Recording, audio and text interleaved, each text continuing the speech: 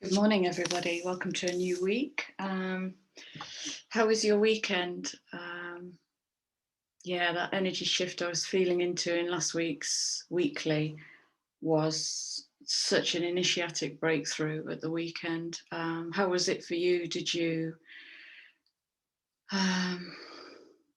feel a shift?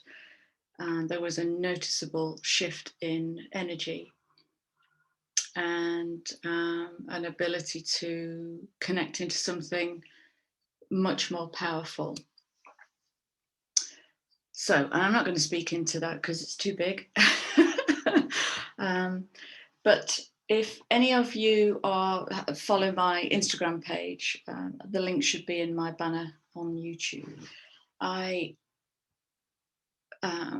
posted a picture of this book, The New Ages of Men, which mysteriously, days after doing the masculine and feminine reading, a client returned to me, and I'd completely forgotten I'd lent this book out more than a year ago. So I'm going to work with what's come in. So this morning I've just kind of sat and tuned into the book and done a and it's opened up at the fifth age, the father. And it's perfect because the energy I was tuning into this morning was noticing in people that they've been through some kind of shift this weekend. And what it's doing is it's raising the masculine that wants to do. And rather than sit and be in this unstable, right, so the whole of this week, you might be feeling some unstable energy. I'm not going to talk into the astrology because it's vast, but what it's doing is it's moving some tectonic plates, okay, within us. And so learning to sit with unpredictability, change, discomfort, annoyance, feeling a bit lost is going to raise the masculine in us that wants to do, all right? So this is chapter 10, it looks like. 10 is an initiatic number. So this is chapter 10, Rite of Passage, Couvard. And I don't know what well, yes, separation. So the rite of passage is the separation of the masculine with the feminine. The lesson is responsibility, and the age is the age of the father. So if you remember in the masculine feminine reading, I was talking about the masculine is going to get drop kicked into his heart because all the cards were holding a container for him, and all he needed to do was surrender into what it's going to be like to experience the feminine archetype in a different way. Wow, and this links in with the southwest direction. The color purple, which is about royalty and responsibility. So that screams sovereignty to me. This is big. Right. So I'm just going to read the details on the rite of passage. Couvard, separation from the single life. Yeah, okay. Just go back a bit. For whatever reason, adolescence appears to be the young man's default state, proving what anthropologists have discovered in cultures everywhere. It is marriage and children that turns boys into men because they're missing their initiation. A man's initiation in the world is done through conflict, through battle, through having children, through compete, compare, battles in the playground. It's that kind of thing. There's no real elevated initiation for men, and in that I might question what the initiation is for the teenage witch, you know, for a young girl to come into her magic. So separation from the single life, he explores sexuality, and in its exploration he discovers femininity internally and externally. So has it been up to now the man in the world can only experience femininity through, well, sex. I wanted to say intimacy, but it isn't always intimacy. It's sex and physical contact, which is an external thing. And this is the time of internally connecting. The transition is he seeks someone to complete him. So he's kind of, the society is almost nudging him into a codependent relationship. without which he isn't whole, but he's whole to begin with. He just needs to lift the filters and the barriers to knowing that. In corporation, he becomes the father of a child and takes the responsibility before perhaps he's even learned to have responsibility for himself. So it's all externalized, okay? I'm going to leave that there, but I'm going to leave the page open to hold the energy. Right, so this is going to speak into the masculine archetype within the collective.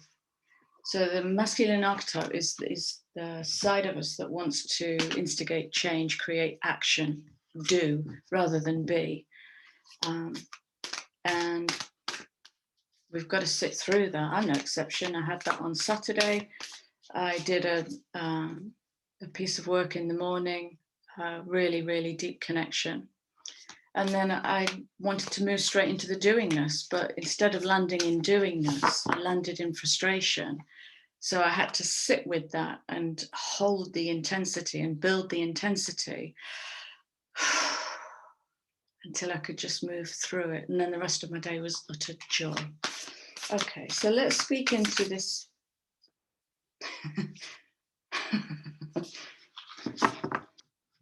Fifth age of the father. Wow. Oh, I want to leave that there. The beautiful grey hair has manifested. It's the feminine wisdom.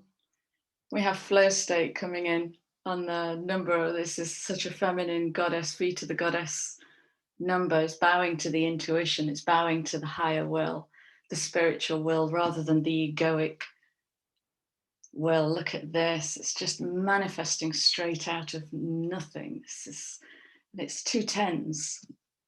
That's the mirror. Wow. I absolutely adore these cards. Oh, gosh. Jay, you know who you are. Thank you so much for gifting me these cards. They are a door opener. So this is water. It's the emotions. It's manifesting straight from the true feeling. The feeling. Okay. And the feeling might only be as great as frustration, annoyance, panic, anger, everything that the masculine hasn't really been able to flow through. All right. It's that card. This is the card that made me cry in the last reading. I'm over it now. So 5 is the change. And what I didn't say in the reading, but what I had reflected back to me is someone else's, another one of my peers had an experience of this energy. And she described it as, I was talking to her about this, and I described it as, it felt like the perfect cosmic parents, equal, masculine and feminine, came in this holding cradle. And I think because I was in such an emotional shift as I was bringing the message through, I don't think I spoke that through, but she reflected. She'd done some facilitation work and she had the same energy come in. So this is surrendering to the wholeness, the lovingness of something greater than self and being in flow state with it. And what's the underlying card? Wow.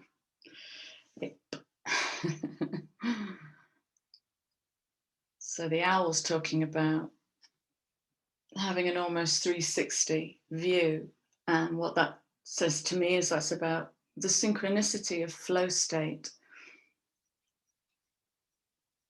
So that can be this synthesis. So I'm seeing like a big spider's web, and it's the synthesis of something landing in thought, something landing in feeling, something landing in the physical. You might hear a song, you might watch something on Netflix, somebody might say something to you, which separately kind of mean nothing, but when you put them all together on this web and do that 360, you'll have the, oh wow, because you're in flow state with universal communication. It's vast. And I recently stared into this card. I just sat and stared at it, and what I saw coming through those eyes was the cosmos looking straight back at me. And the message I got was clarity in the dark. And that's the bit that we're not trusting.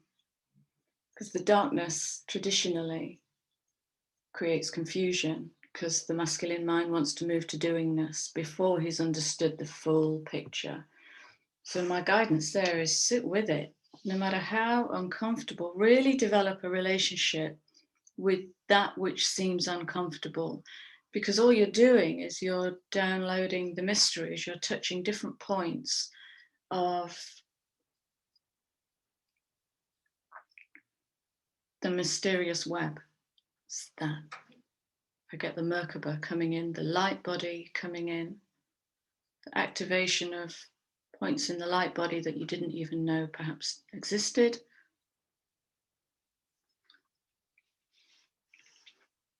Okay, yeah.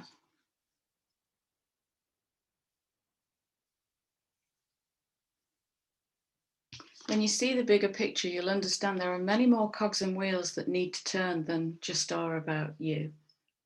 Bigger picture, divine timing is about all the wheels and cogs coming into coalescence in that moment. That's the spider's web, coming into coalescence in that moment. While we're waiting for that moment, you've got to find relationship with that waiting space. All right, I could go on all day with those cards. So let's have a look at which archetype is going to get challenged the most this week.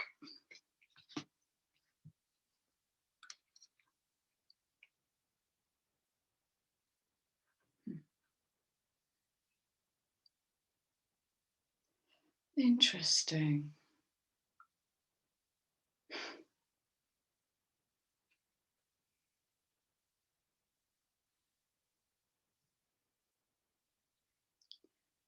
So it looks like it's almost a shift into the Aquarian age of the collective, out of the personal and into the collective. So this is the networker card. And yeah, I'm just looking at the next underlying card, because this soul retrieval, I mean, look at this. Bringing back fragments of self. And sometimes that will be done in a held, facilitated space with others. And the others don't need to be in this reality. They can be in other realities. So the light attribute of the networker is enhances unity through the sharing of information, engenders social awareness and empathy. The shadow attribute is conveys information only for personal gain, spreads fear and falsehood. And this is the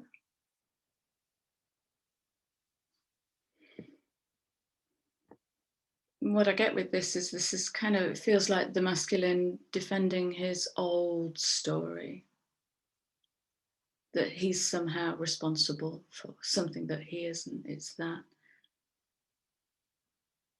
which in turn can disable the feminine rising. So enhancing unity through the sharing of information is a bold step for the masculine to be able to talk about his experiences in a safe space. So it's going to be one of the shifts as he moves into that feminine part of himself. Because sharing is a feminine thing, storytelling is a feminine thing. I'll show you this one first. So the next one is the healer. Isn't this interesting? These cards are just coming straight off the bottom of the deck. Right, look. The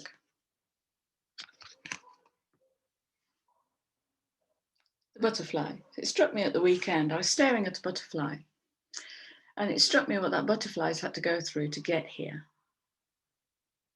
It has wrapped itself in the hermit's cocoon. Okay, it's the last year or two. the silk cocoon, and then it's trusted that its DNA will re-augment into something that looks like that through the process of liquefaction. That's a grand metamorphosis. That is amazing. To change species, form, to change form. We're coming back to the DNA thing, which I'm going to stay wide of because that would be too long a video. So yeah, as this is kind of, look at this. So it's almost like it's downloading from the cosmic, its cosmic counterparts, downloading these little flashes of wisdom, soul, connecting back into the galactic soul to become this luminous warrior. Look, isn't that amazing? Elevating that creative part of self. It's the giving over of personal will to spiritual will. So the healer, light attributes, passion to serve others by repairing the body, mind, and spirit. Okay, you've got to serve yourself first. Ability to help transform pain into healing. Shadow, taking advantage of those who need help, failing to care for oneself. So again, this is the codependency of, I won't hurt that, so I'll hurt this because I need the big strokes. I need to be respected in society as a helper fixer, but that's all going. That's the end of codependency. It's not going to happen overnight, but it's one of the big paradigms that's being broken down. It's codependency, parentification,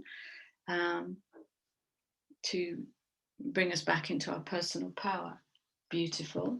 I know I'm rushing through this. I'm really conscious of time, which doesn't exist. Okay, so what can the masculine surrender to?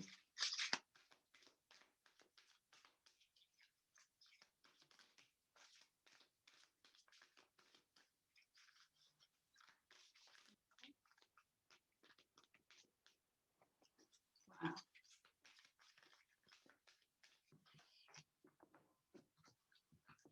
Oh,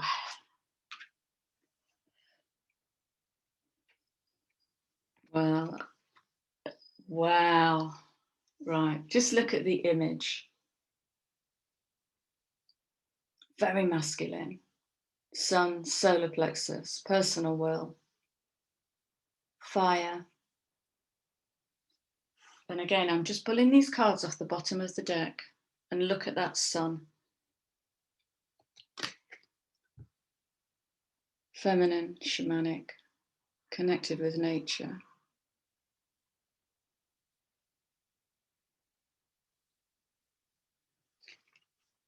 Two different energies. So his fear is going to be of letting go of what he deems to be his masculinity through the powerful fire creation, big, bold, you know, it might look like that.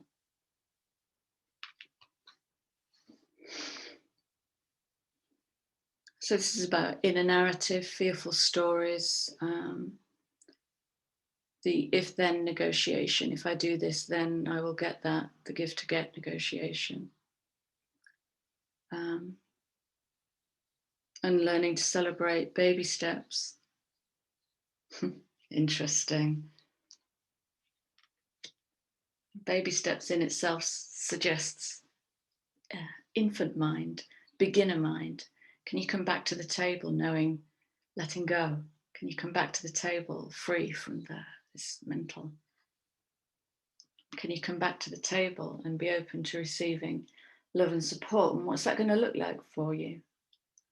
Where was that when you were growing up? The love and support, the tenderness. Where was that when you were growing up and initiating into masculinity? Can you allow yourself to be vulnerable enough to be held by another? Can you allow yourself to be nurtured and fed by another? And allow that to challenge the paradigm you hold yourself in as protector, I don't know. Okay, I'm going to wrap this up. I know it's swift.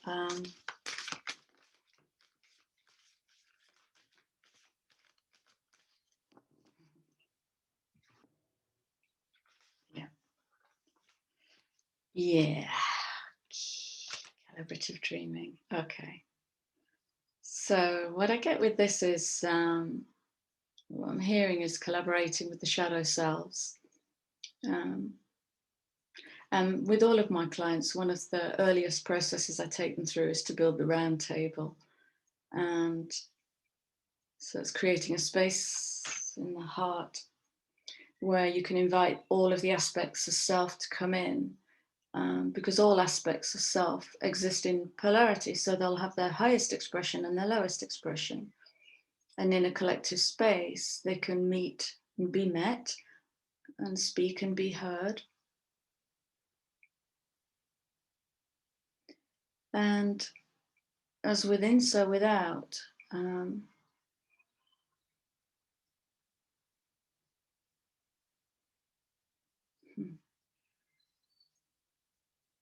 It's like what I'm getting is coming into the potentiality of creation by not knowing anything, almost. It's like that.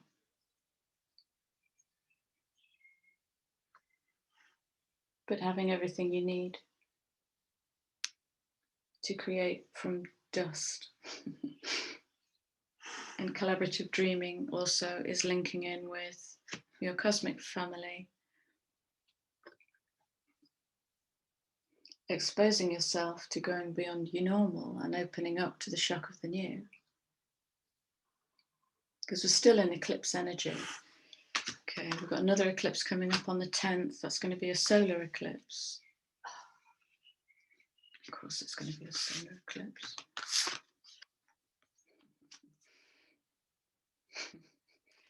Solar eclipse.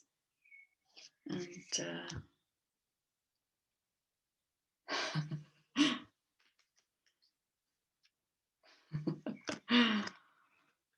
wow.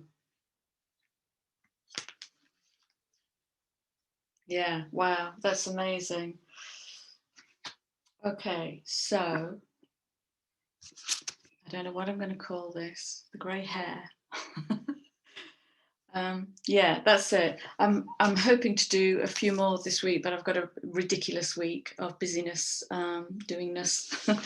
And I hope you take something from this. I would say generally this is going to be an eclipse sandwich reading.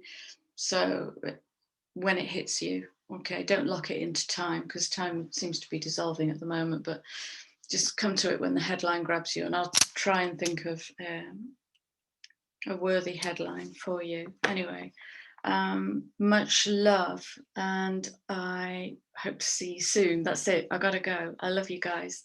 Yeah, gone.